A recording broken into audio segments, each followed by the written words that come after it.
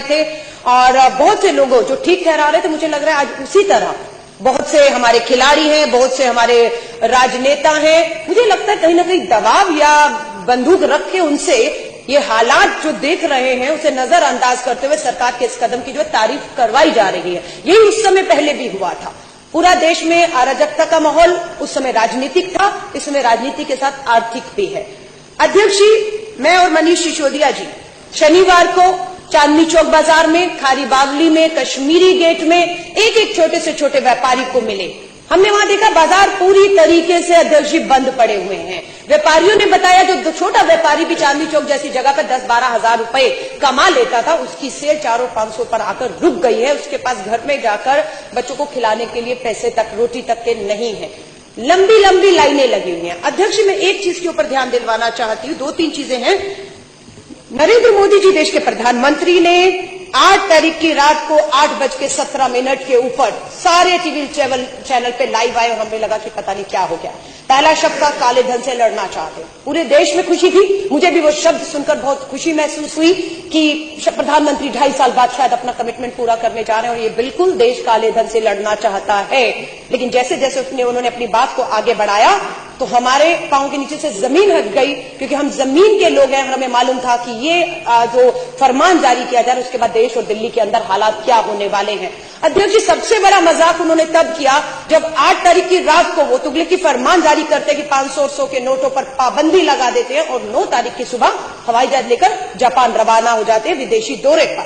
और वहां जाकर जो भारतीय कम्युनिटी है उसमें बहुत ठाके लगाकर, तालियां बजा बजा कर जिक्र करते हैं उस बूढ़ी मां का जो कहीं वृद्धाश्रम में पड़ी हुई है।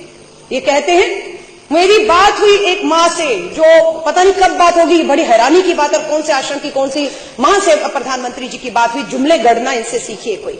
उन्होंने कहा वहां पर जापान की हमारी इंडियन कम्युनिटी के सामने कि मुझे एक मां ने बहुत आशीर्वाद दिया। उन्होंने कहा कि मेरे बेटा बहू मुझे वृद्धाश्रम में छोड़ गए थे, लेकिन अब मुझे उनको मेरी याद आ रही है और मेरे बैंक में 2.5 लाख रुपया जमा हो गया है।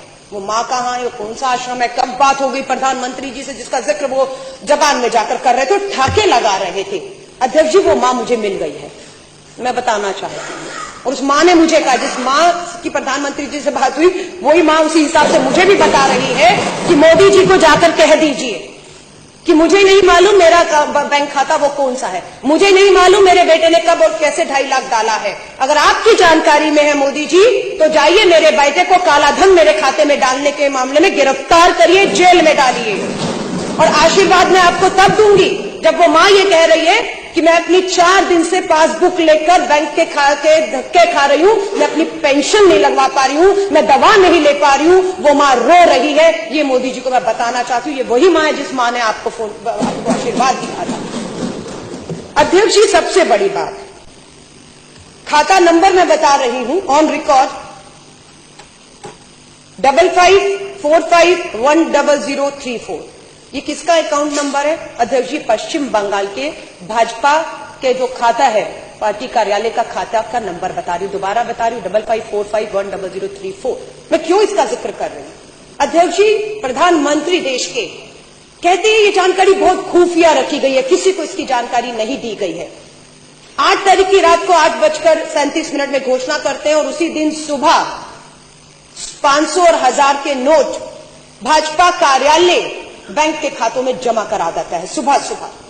ये कोई पूछेगा कि 1 करोड़ रुपया जो भाजपा के खाते में सभी के सभी 100 और 500 के नोट जमा कराए गए वो कैसे आए? और ये एक ही उदाहरण नहीं, ऐसे बहुत से उदाहरण है अध्यक्ष जी जो मैं आपको गिना सकती हूं। और मुझे लगता है बिल्कुल जो जांच की मांग की जा रही है, भाजपा के एक कार्यालय खातों की जांच होना बेहद जरूरी हो चुका है। ये कहना कि ये जानकारी किसी को नहीं थी, ये बिल्कुल झूठ है। इसके एक और अब मैं आपको सबूत दे देती हूं अध्यक्ष जी। मैं पूछना चाहती हूं, ये शख्स जो है संजीव कंबोज, ये कौन है? ये पंजाब का भाजपा का बहुत बड़ा नेता है। ये ट्वीट पर 2000 नोटों की गच्छी की तस्वीर डालते हैं। और कब डालते हैं? मोदी जी घोषणा करते हैं देश के प्रधानमंत्री 8 तारीख की रात को। और संजीव कंबोज जो भाजपा के बहुत बड़े नेता है पंजाब से, वो ये खबर डालते हैं 10:53 सुबह 6 तारीख को, 6 नवंबर को, जब देश को नहीं पता था कि 2000 का नया नोट आने वाला, उसकी शक्ल क्या होगी। उसको आरबीआई जो है मोदी जी की प्रधानमंत्री की घोषणा के बाद जो है उस नोट को दिखाती है पूरे देश में कि वो नोट कैसा होगा, लेकिन भाजपा के इस नेता के पास इसकी जानकारी, इसकी तस्वीरें, ये नोट कैसे थी, ये तो देश जानना चाहेगा, कैसे इनको खबर थी इसकी। लेकिन इसका जवाब भाजपा का कोई नेता देने को तैयार नहीं है। उल्टा राष्ट्रवाद और देशभक्ति के नाम पर जिस तरह से निर्दोषों को मैं कहूंगी, क्योंकि चीफ जस्टिस ऑफ इंडिया के भी पूर्व चीफ जस्टिस ने भी कहा है कि जिनको फेक इनकाउंटर में मारा गया है उनका दोष कभी साबित ही नहीं हुआ, वो अभी अंडर ट्रायल थी। तो देशभक्ति के नाम पर, राष्ट्रवाद के नाम पर, आतंकवाद के नाम पर जिस तरह से निर्दोषों को फेक इनकाउंटर का शिकार बनाया जा रहा है, ठीक उसी तरह देशभक्ति राष्ट्रवाद के नाम पर, काले धन के नाम पर निर्दोषों को, 125 करोड़ की गरीब मजदूर आम आदमी किसानों को लाकर इन्होंने जो है वो सड़क पे खड़ा कर दिया है। शर्म आती है हमें, उस मां के आंसू नहीं दिखते। और सबसे बड़ी तो मैं निंदा करना चाहूंगी, शर्म आती है। कल तक जब कांग्रेस के नेता राहुल गांधी लाइनों में खड़े थे तो मोदी जी भाषण देकर ठाके लगा रहे थे कि मां का काला धन जमा करने के लिए एक बेटा लाइन में खड़ा है।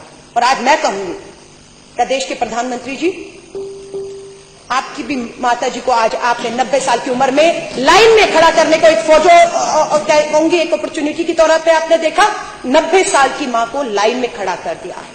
बहुत से बेटे हैं, मैंने 4000 रुपया लाइन में खड़ा होकर निकाला और सबसे पहले 4000 में से 2000 लेकर मैं अपने 80 साल के करीब, मेरे पिताजी की उम्र होने वाली है, 75 साल के ऊपर मेरी मां है, सबसे पहले अगर 4000 निकाला तो 2000 अपनी मां को देकर आई कि मां जरूरत हो तो रख लो, मुझे पता है आप लाइनों में नहीं लग पाओगे, आपको शुगर की बीमारी है। देश के प्रधानमंत्री 4000 बदलने के लिए अपनी माता जी को खड़े करते थे। बहुत सी माताओं की पेंशनें नहीं मिल पा रही हैं, वो रो रही हैं। अध्यक्ष जी, और मैं आपको बताती हूं, इसके अलावा बाबा रामदेव जी ने भाषण दिए थे, नरेंद्र मोदी जी का चुनावों में समर्थन किया था, काला धन आएगा और 15 लाख आएगा सबके खाते में। हम इसी देश का इंतजार कर रहे थे। जब मोदी जी घोषणा करने लग गए, मुझे लगा शायद काला धन वापस आ गया और सबके खातों में 15 लाख आने वाला है। लेकिन अध्यक्ष जी, होता क्या है, अभी एक अलवर की वीडियो जो है वो क्लिपिंग चल रही है किसी न्यूज चैनल की, उसमें बाबा रामदेव, अलवर राजस्थान का कोई उपचुनाव होना है, उसके उम्मीदवार है, चांदनाथ प्रत्याशी है, उनके प्रचार में गए तो उनको भूल गए कि मेरे सामने माइक और कैमरे लगे हुए हैं। जो भाजपा के प्रत्याशी चांदनाथ हैं, वो बाबा रामदेव जी के कान में कहते हैं, अरे बड़ी मुसीबत आ गई, मेरा भी पैसा पकड़ा गया। ये उनके शब्द हैं। किसी ने कहीं से पैसे लाने में बड़ी दिक्कत हो रही है, हमारे पकड़े भी गए। अब बाबा रामदेव जी क्या कहते हैं, उनका हाथ पकड़ते, उन्हें चुप कराते, ये बात यहां बंद करो, बावले हो गए हो, यहां मत करो, फंस जाओगे। ये क्या सच्चाई है? ये क्लिपिंग चल रहा है लेकिन मीडिया नहीं दिखा रहा उसको। उसके ऊपर बाबा जी से नहीं पूछा जा रहा किसका कौन सा पैसा पकड़ा गया। ये वही बाबा रामदेव है जो आज पतंजलि के अंदर जो करोड़ों रुपए, मैं कह रही हूं, आप सरहद पे खड़े जवान का बाबा रामदेव हवाला दे रहे देशभक्ति के नाम पर। बाबा रामदेव जी, आपका हम लोग आपको तब हम मानेंगे जब आप पतंजलि के दरवाजे खोल देंगे और आटा और नमक और चीनी और भूखे जो लोग आज हैं उनके घर तक आपका पतंजलि का सामान पहुंच जाए। पर आपके यहां पर भी काले धन को सफेद करने का काम चल रहा है। दूसरा, भाजपा के ही बहुत बड़े नेता, बहुत नाम फेमस हुआ, सुषमा स्वराज जी वहां से चुनाव जब लड़ी थी, बिल्लारी ब्रदर्स करके माइन माफिया हैं, सीबीआई में उनके केस चल रहे हैं। 16 तारीख को उनकी बेटी की शादी है। ये हिंदुस्तान टाइम्स की न्यूज़पेपर में इसका खुलासा है कि 500 करोड़ रुपया बिल्लारी ब्रदर, रेड्डी ब्रदर, भाजपा के लीडर जो है नेता, 500 करोड़ रुपया अपनी बेटी की शादी पे खर्च करना चाह रहे हैं। क्या इसकी कोई जांच करेगा कि ये 500 करोड़ रुपया जो शादी पे उड़ाया जाएगा ऐसे माहौल में, वो कहां से आया?